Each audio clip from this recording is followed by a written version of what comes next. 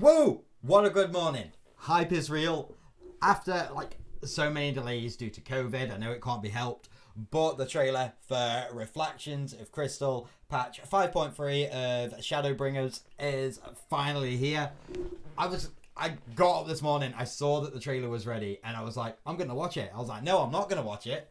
Instead, I'm going to actually record a bit of YouTube content and watch it, because I don't really do a lot on the channel, and I have got things planned, all Final Fantasy themed as well, to coincide with my Twitch, sort of plug there. But yes, I really wanted to see the trailer and give you guys my reaction and my thoughts. The Shadowbringers story has been not only the best FF14 story since Heaven's Ward, which I hold to very high regards, but it's also been one of the best Final Fantasy stories in recent history, and I'm not ashamed to say that. So let's give the trailer a watch, and then I'll run through my thoughts and stuff on it as well.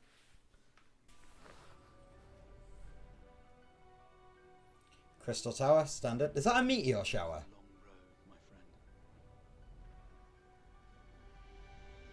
That's another meteor shower. It's a cool looking boss fight.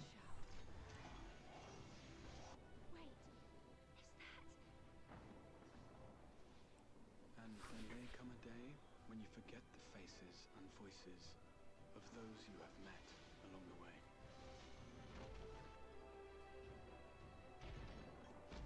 Ooh.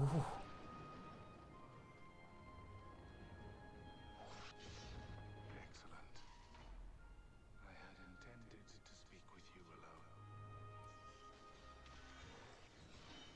Having drawn your strength from such a cacophony of voices, can you truly be sure you still speak with your own?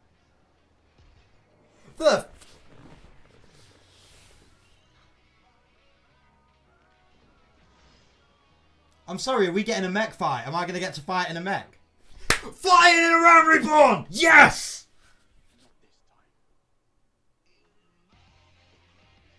I can't comment on the Nier raids. I've never played Nier. Probably should.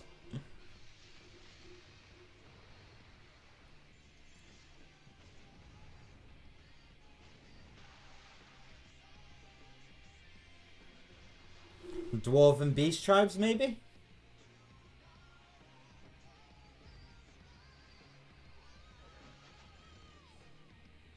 The joy you have known.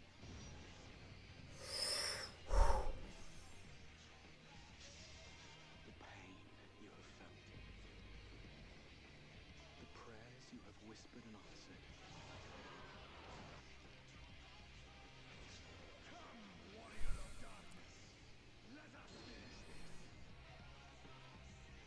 They shall ever be your strength and your comfort.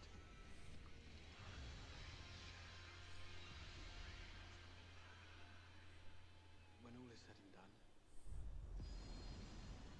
I would ask a favor of you. Oh, okay.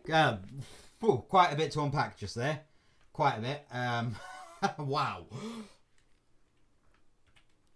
Obviously, flying in around Reborn areas is a game changer. Even with second mount riding speed, around Reborn areas, a pain in the bum to get around. I'm looking mainly at East Shroud in that. I hate any quest that is going to take me over to the Sylphlands. The ability to just fly right over there, I'm looking forward to. I can't comment on the Nier Automata styled raids because I've never played Nier. I'm gonna have a look into doing that. So sort of plug. I play a stream on Twitch daily, and I think you'll like Nier Automata is gonna be a game that comes up on there at some point. A lot of death flags for my boy the Crystal Exarch. A little bit worried about Gorotia. The thing is with these trailers is they are deliberately misleading. They have always been deliberately misleading. I've got a feeling that even should the Crystal Exarch die, it's that meme basically, isn't it? But I want the Crystal Exarch, but we've got Crystal Exarch at home. We still do have Crystal Exarch over on the source. So my theory is, in one way or another, he may die, and this favour that he's going to ask us is he's going to give our Warrior of Light a crystal, the crystal that he's got in his hand in the picture behind me. And well, he's going to give him that crystal. We're going to give this crystal to Garatia over in the Crystal Tower on the Source and wake him up. Basically, we're going to soft reboot Garatia. We're going to reboot him. All his memories are in like this little USB stick. We're going to reboot him. Honestly, upset that the things happening with the weapons aren't main scenario, because that means they're not going to be voice acted. And Gaius has one of the best English voice actors in the game. He's freaking Roose Bolton from Game of Thrones. So it just upsets me that they aren't going to put the effort in to have those scenes voice acted. They're all going to be text dialogue, unfortunately. There's a couple of espers. There was an esper from FF12 in there, which means we're probably going to be going back to Evilis, fighting espers over in the Save the Queen storyline for our new relic weapons. I've been saying, though, since the beginning, let's see if I can find the bit on the trailer again. Yeah, it looks like Elidibus and Ardbert gonna be a massive points of it, which I knew Elidibus and Ardbert were gonna be big points, but I honestly didn't feel like the time was ready to take Elidibus out. We've been building up for a boss fight with Elidibus since patch 2.1 he first shown up, and even though it has been like 6 years, I just didn't feel ready to take him out just yet.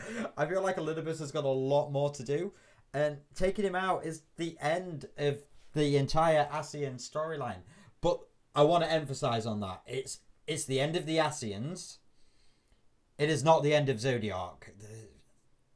I don't know when we are going to be taking Zodiac out. That's the thing with these games. I could theorize that we're going to be taking Zodiac out by anything as early as next expansion. But I was convinced last expansion, back in Stormborn, I was convinced that this expansion was going to be taking us to Ilzabard and Garlemald. And I was wrong. They completely threw us for a loop, and they took us to another dimension. They took us to the first. Another shard of Heosia. Well, another shard of Hydaelyn. Too many metaphysics. I know it's a major little side note, by the way, but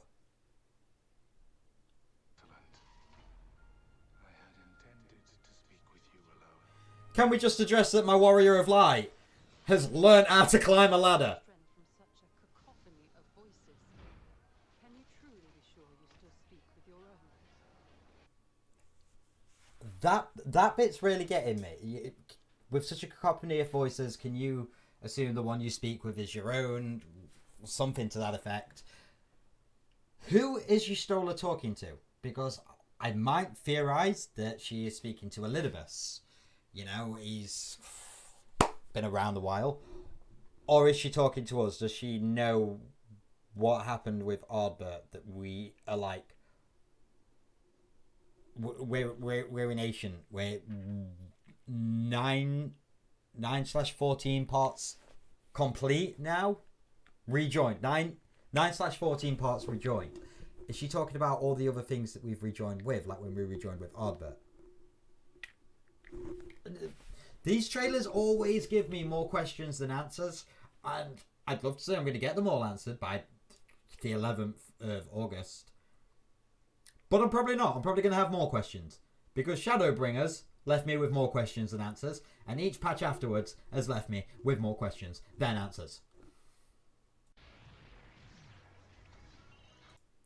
Here. Whispered and answered. We know that's going to be an Elidibus boss fight, because he did the thing.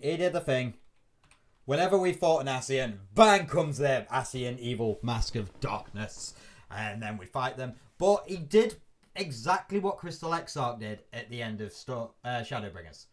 When we had to fight Hades, Crystal Exarch summoned Warriors of Light to help us from different points of time, or different shards, or something along those lines. And it seems that Elidibus has learnt to do the same. And he's going to be either attacking us with Warriors of Light, because we are technically the Warrior of Darkness at this point, aren't we?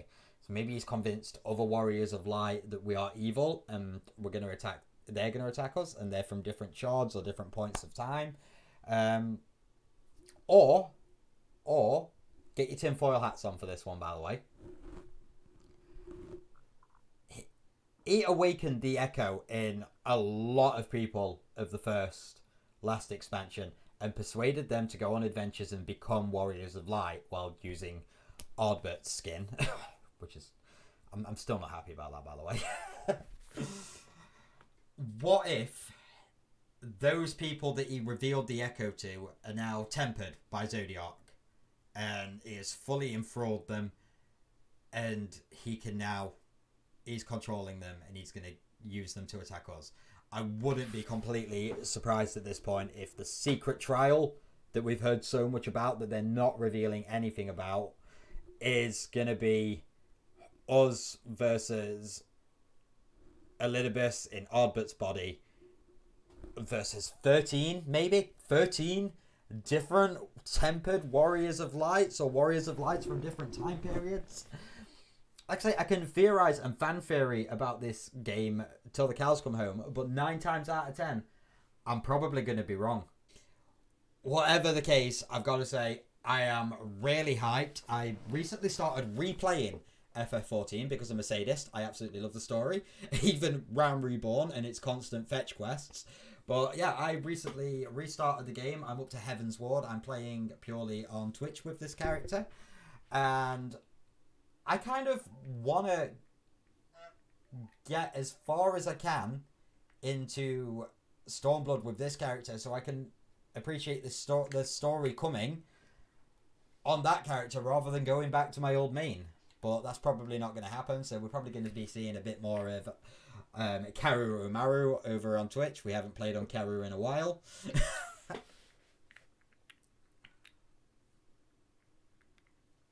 But the thing I love about FF14 is this point 2 years ago when Stormblood was coming up to this era, I was for certain sure that we was going to be going to Garlemald or Ilsabard in the next expansion.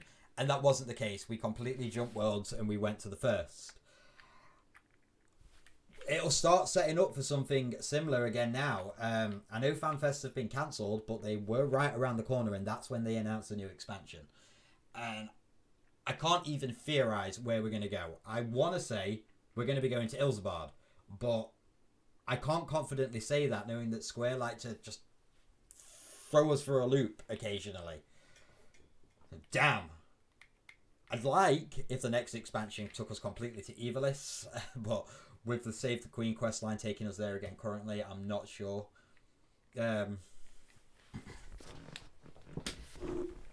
So that was my thoughts, opinion, and reaction on the newest patch trailer. I'm hyped. Definitely hyped. I'm probably going to go back once I've had more time to think about it. I'll give you a proper analysis, but I wanted to just document my first thoughts and opinions while watching it.